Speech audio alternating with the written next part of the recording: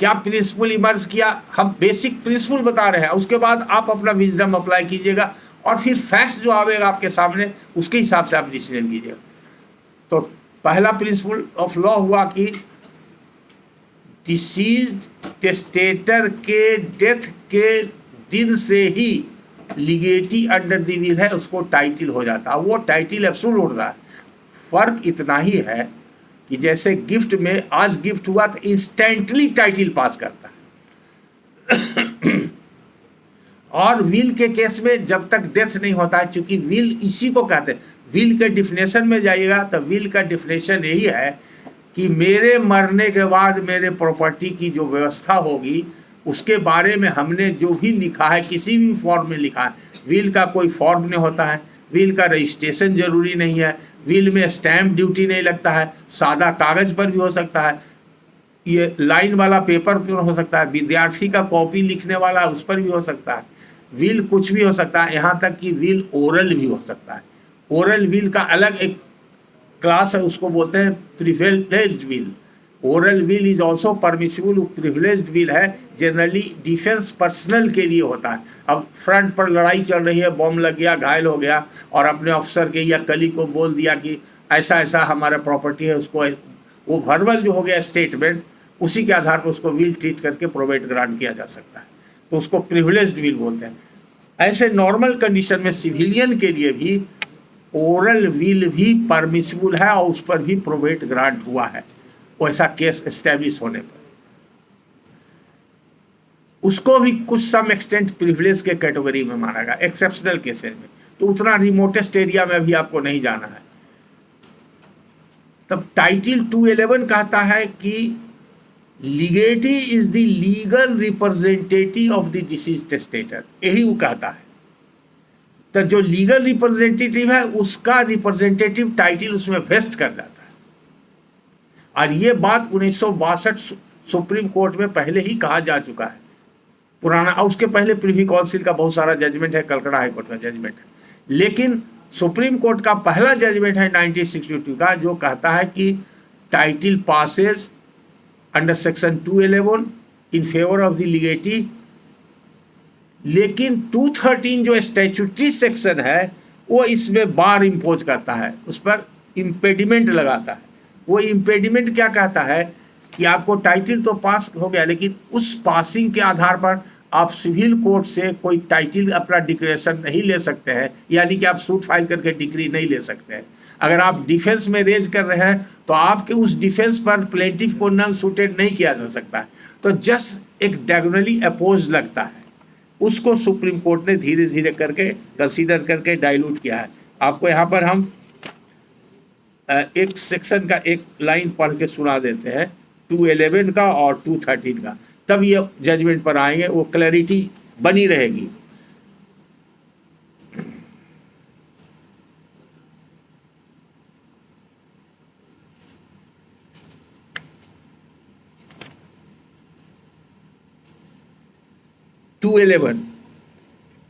Character and property of executor or administrator as such.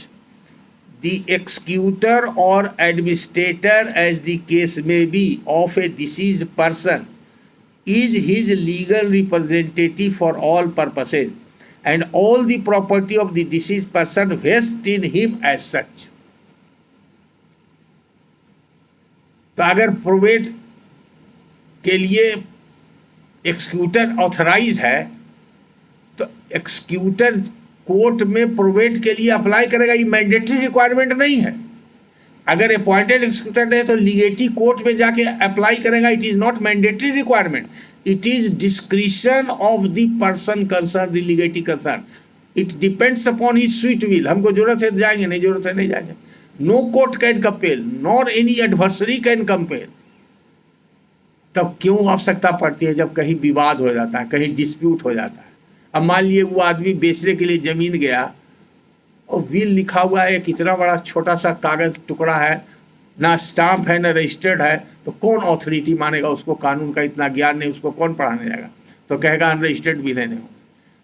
So much so अगर civil court में मुंसिफ सब जज district जज के यहाँ आता है सब चीज़, इवन अभी तो हम दे रहे हैं हाई कोर्ट का मैटर, अभी तो इस हर स्टेज में ये प्रॉब्लम आता है।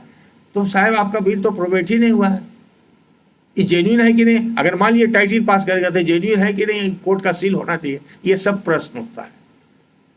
लेकिन ये सेक्शन 211 कहता है कि नहीं, वो राइट वेस्ट कर जाता है।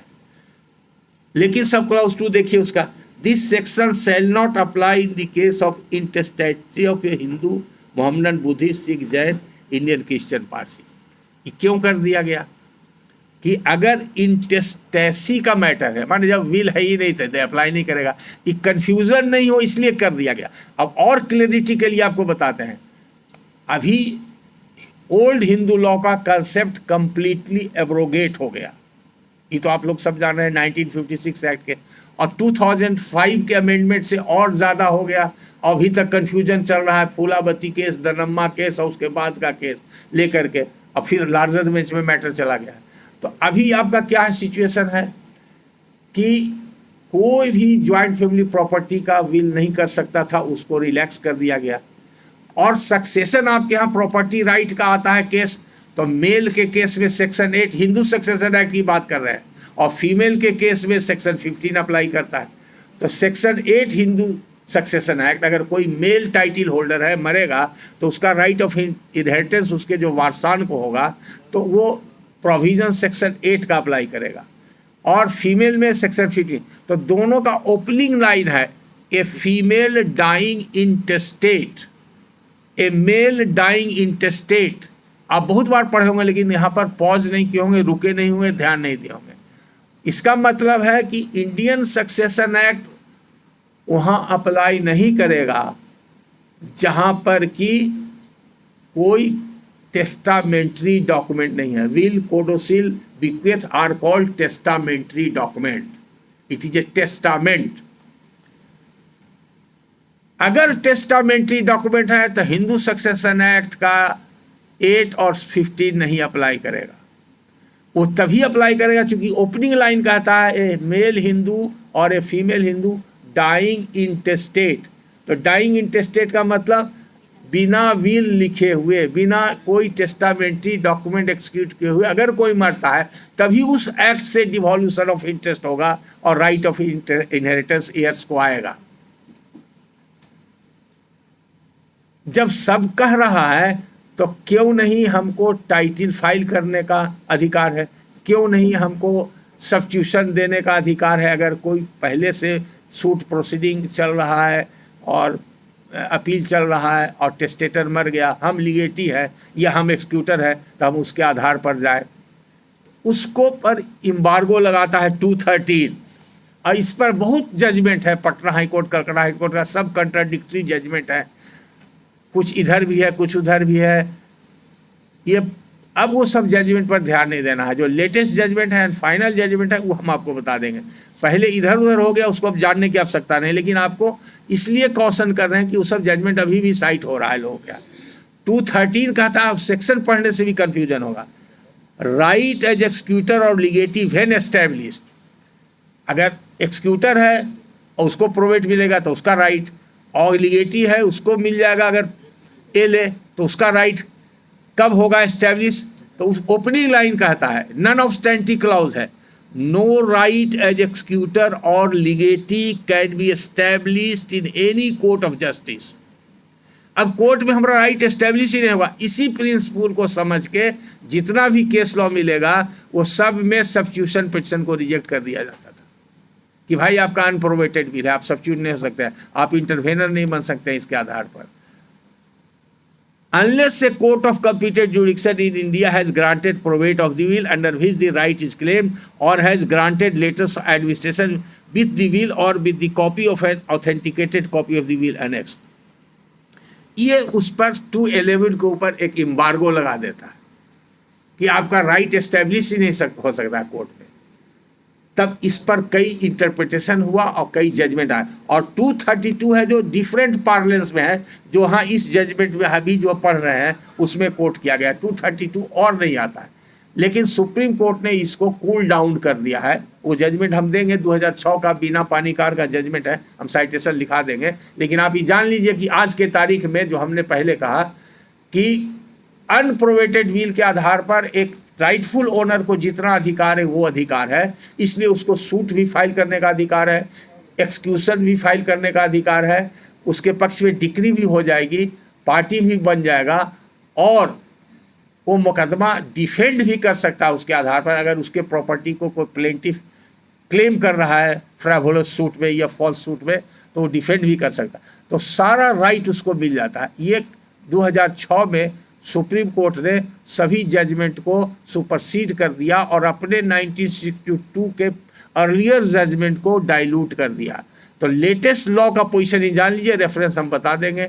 लेटेस्ट पोजीशन है कि आज के तारीख में किसी भी अनप्रोवेटेड विल के आधार पर अगर टेस्टेटर मर गया तो लीगेटी अंडर द विल या executor of the will suit file करेगा, सूट मेंटेनेबल है, सब्स्टिट्यूशन देगा मेंटेनेबल है, एडिशन ऑफ पार्टी देगा इंटरवेंशन का मेंटेनेबल है, सूट डिक्री भी हो जाएगी, एक्सक्यूशन भी फाइल हो जाएगा।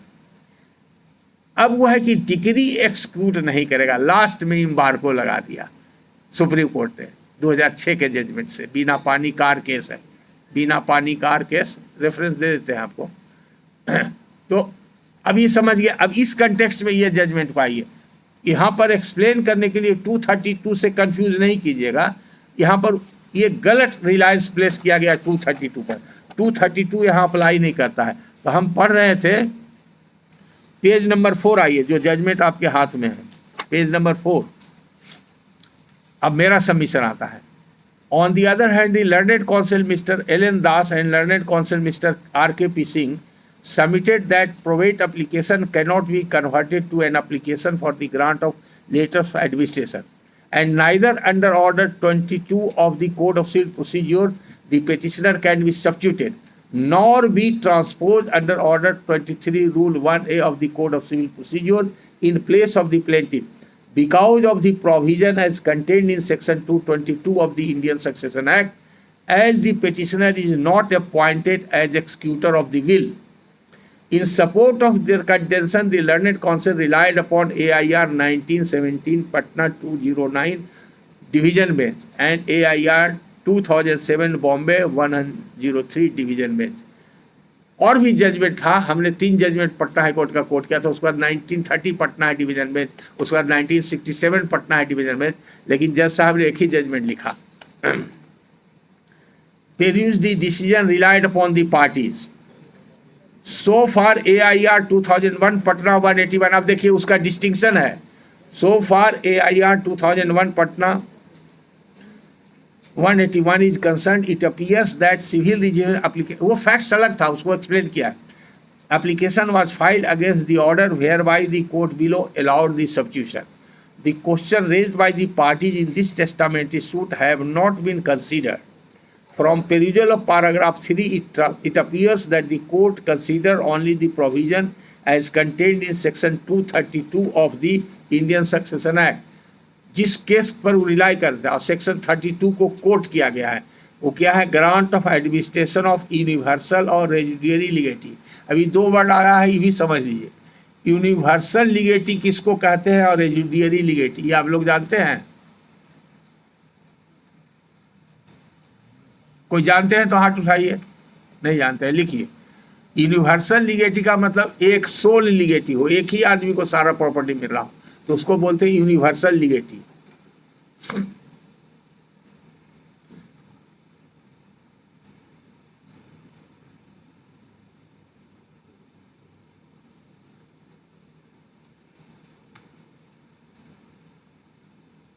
ये समझ गया। रेजिडुअरी लीगेटी है कि वो, उदाहरण से समझाते हैं तो समझिएगा। डेफिनेशन भी इसमें दिया हुआ है, सेक्शन में दिया हुआ है। अगर एक व्यक्ति है ए, उसने विल लिखा बी और सी को, दोनों लीगेटी है और ज्वाइंट लीगेटी है, उसमें से ए के जिंदगी में ही बी मर गया तो बच गया सी। तो सी क्या कहता है उसको? रेजिडुअरी लीगेटी। तो जहां पर एक से ज्यादा लीगेटी और बेनिफिशियरी हैं, उसमें किसी एक की मृत्यु हो गई या 2 की मृत्यु हो गई, और जो सर्वाइविंग लीगेटी है तो उसको कहते हैं रेजुडियरी लीगेटी। हाँ, रिमेनिंग लीगेटी जो हुआ वही रेजुडियरी हुआ। ऐसे भी रेजुडियरी का माने बचा खुचा, हाँ बचा हुआ। दूसरी बात, अगर टेस्टेटर के लाइफ टाइम में ही लीगेटी मर गया तब क्या होगा? ये भी सवाल पूछते हैं। आप लोग के दिमाग में नहीं आया या प्रश्न आपके सामने आया इसलिए नहीं पूछे हैं, लेकिन हमारे दिमाग में सब है और लोग पूछे हैं जो हमको याद है। ए ने लिखा बी को, अब ए के जिंदगी में भी मर गया था, क्या होगा? उस केस में भी लोग फाइल कर रहे हैं प्रोबेट हाउस में भी सब्स्टिट्यूशन। अब क्यों, देखिए गीता जी ने सही जवाब दिया, आप लोग भी सुन लीजिए। इसको बोलते हैं lapse of legacy. Terminology note करिए, लैप्स ऑफ लीगेसी माने जो लीगेसी क्रिएट हुआ वो लैप्स कर गया। क्यों लैप्स कर गया? कि लीगेसी को राइट अभी एक्रू ही नहीं किया था। राइट एक्रू करता कब? जब टेस्टेटर का डेथ हो जाता। दुर्भाग्यवश टेस्टेटर के लाइफ टाइम में ही लीगेटी का डेथ हो गया, तो इसको बोलते हैं लैप्स लीगेसी। अब वो विल बेकार हो गया, वो विल का कोई यूज नहीं। टेस्टेटर को लिबर्टी है कि फिर दूसरा विल लिख दे, किसी को लिख दे। अब ये जो केस है 232 का, इसको अब नहीं पढ़ेंगे, आप सीधे समझिए। ये गलत एप्लीकेशन इस केस में किया जा रहा था, उस सेक्शन को भी यहाँ कोट किया गया है, आप आराम से पढ़ लीजिएगा। वो रेजुडियरी लीगेटी और यूनिवर्सल लीगेटी के बारे में कहा गया है। अगर एविडेंस हो गया तो रेजुडियरी लीगेटी को चला जाएगा, ये सब इस सेक्शन में कहा गया है। वो यहाँ पर ये केस नहीं था जो अभी राकेश बिहारी का केस है। अब नीचे हम स्विच ओवर कर जाते हैं नीचे पारा में।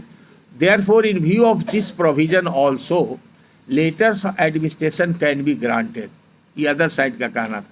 The question is whether the probate application can be converted to an application under Section 278 of the Indian Succession Act.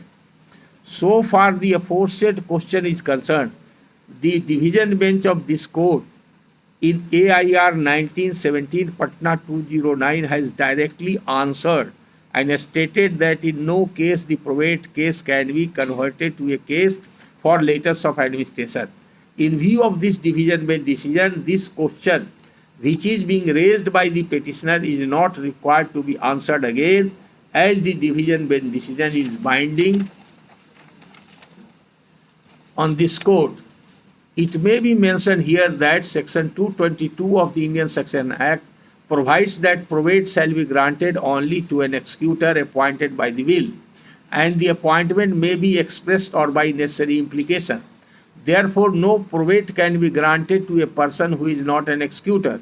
Admittedly, the petitioner is not an executor. In such circumstances, when the probate application cannot be converted to an application for grant of letters of administration in view of the division bench decision, and when probate cannot be granted to a person who is not an executor, the petitioner in the present case, how can he be transposed as plaintiff? Question mark. All these questions have been gone into and decided by the division bench of the Bombay High Court, AIR 2007 Bombay 103. ये judgement फिर supreme court ने भी इसको upheld कर दिया है। बाद में इस केस में क्या हुआ, इसी जजमेंट को मिस रीड करके फिर से रिव्यू एप्लीकेशन लगाया गया। ई रिजेक्शन के बाद एलपीए खत्म हो गया, सुप्रीम कोर्ट तक मैटर खत्म हो गया, तो रिव्यू लगाया गया। रिव्यू खत्म हुआ, रिव्यू के बाद रिव्यू का एलपीए हुआ, फिर उस एलपीए का भी सुप्रीम कोर्ट गया। The person concern did not left any stone unturn to establish his right in a case which has already died its natural death. तो विजडम लगाया गया, चूंकि अपने खुद पिटिशनर वकील थे और सारे अच्छे वकील उनके सपोर्ट में थे, लेकिन कानून के अगेंस्ट कुछ नहीं हो सकता है। ये बॉम्बे हाई कोर्ट का जजमेंट को भी उन लोगों ने मिस रेड किया था, बड़ा टेक्निकल है। आगे अब देखिए, the division bench of Bombay high court considering all the provisions contained in CPC as well as the Indian Succession Act at paragraph number 29 to 33 clearly held that on the death of executor plaintiff, the probate proceeding itself dies its natural death. Therefore, on the death of the plaintiff in the present case, this probate proceeding, that is testamentary suit, has already died its legal death. In such circumstances, in the dead testamentary suit, this interlocutory application cannot be allowed, and therefore the application filed by the petitioner is hereby rejected. In the result, this testamentary suit died its legal death. Accordingly, the records of this testamentary suit be consigned to the record room.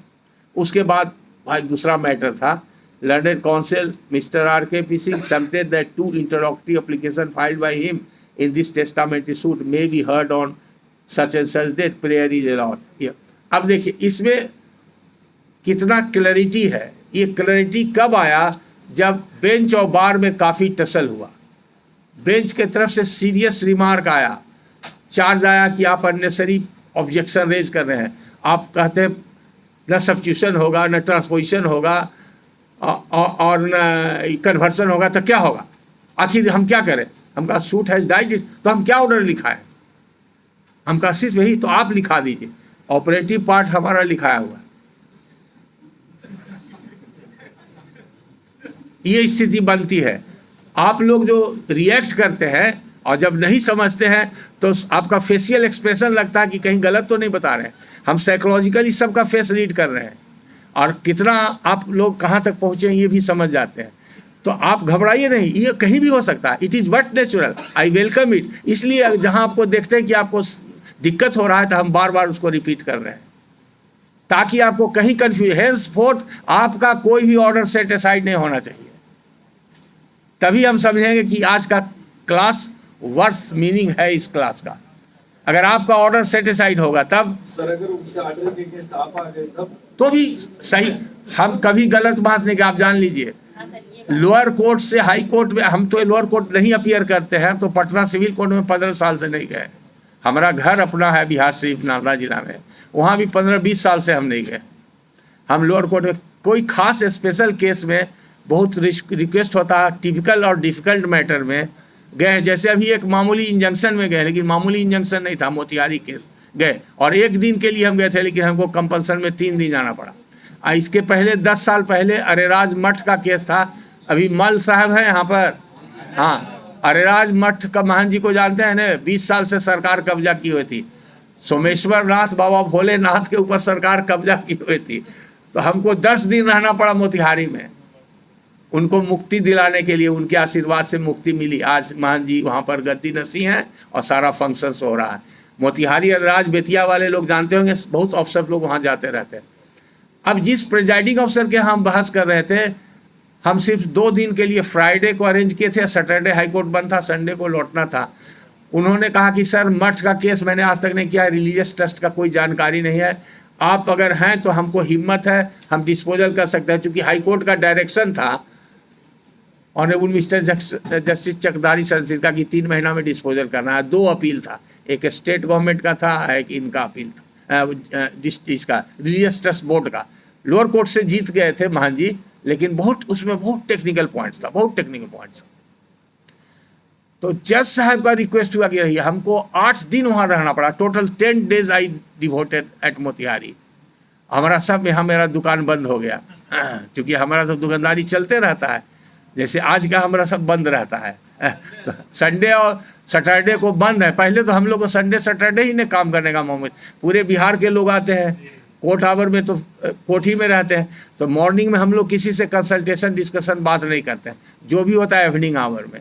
और बाकी Saturday Sunday को कोई drafting हुआ या कुछ हुआ consultation. अब यहाँ चले आते हैं तो सब लोग जान गया, तो हमारा दुकान बंद रहता है. तो ये सारा प्रॉब्लम हो जाता है. अभी वैसा ही एक केस था, 1 दिन के लिए इंजंक्शन में गए और ऐसा प्रॉब्लम क्रिएट कर दिया गया, तो हमको दोबारा भी जाना पड़ा और कंक्लूड करके आर्गूमेंट आना पड़ा. तो जनरली हम जाते नहीं हैं. और दूसरी बात है क्या कि कहीं आजकल देख रहे हैं, जितना मैटर हम बताए हैं प्रोवेट केस का, कई केसेस में हमने यहाँ से लिख के भेजा है. बहुत लोग कहते हैं कि सर लिख दीजिए, शॉर्ट नोट्स लॉ का बना दीजिए, और अपने ढंग से जूनियर लोग बनाता है. प्रिंसिपल लिख देते हैं, जजमेंट भी लिख देते हैं, यहाँ तक कि कुछ जजमेंट का जेरोक्स कॉपी भी भेजते हैं. लेकिन वहाँ या तो प्रिजाइडिंग अफसर पढ़ते नहीं हैं अगर पढ़ते हैं तो समझते नहीं है, अगर समझते हैं तो उल्टा कर देते हैं। कहीं ना कहीं गड़बड़ी जरूर है। अभी रिसेंट का 2-3 केस का हमारे पास है। हमारा राइटअप वहाँ का वकील ले जाके फाइल किया, उसको जज ने समझा ही नहीं और उसके कॉन्ट्ररी ऑर्डर पास, एकदम डायरेक्टली कॉन्ट्ररी ऑर्डर पास कर दिया। अब डिसमिस फॉर डिफॉल्ट का आपको बताते हैं, नालंदा जिला का ही केस था। राधा कृष्ण बाबू डिस्ट्रिक्ट जज थे, अब रिटायर करके पटना में प्रैक्टिस करते हैं सिविल कोर्ट में। अभी आर्बिट्रेशन हाई कोर्ट से जाता है, आर्बिट्रेशन मैटर करते हैं, बहुत इंटेलिजेंट जज है। वो डिसमिस फॉर डिफॉल्ट कर दिए थे। किस ग्राउंड पर? जैसे कोर्ट फीस नहीं देता है तो आप लोग भी डिसमिस करते होंगे, वो लॉ है, लेकिन हम बहुत चीज़ आप लोग को बताते नहीं हैं। इसलिए नहीं बताते हैं कि उससे बताने से झंझट बढ़ जाएगा। जैसे प्रोवेट केस में लॉ है, हम कभी नहीं बताया, अभी बता रहे हैं कि ड्यूटी मनी देना कोई ज़रूरी नहीं है, लेकिन बिना ड्यूटी मनी के अगर ये बता देंगे तो सब वकील आप लोग से लड़ जाएगा, आप लोग को तबाह कर दे, और आधा आदमी देगा नहीं, सरकार को डिफ़िकल्टी होगी, इसलिए ये नहीं बताते हैं। लेकिन लॉ का रिक्वायरमेंट यही है। ड्यूटी मनी होता है, उसके लिए अलग एक्ट है, स्टेट ड्यूटी एक्ट, और बहुत बड़ा एक्ट है, अंग्रेज़ों का बना हुआ।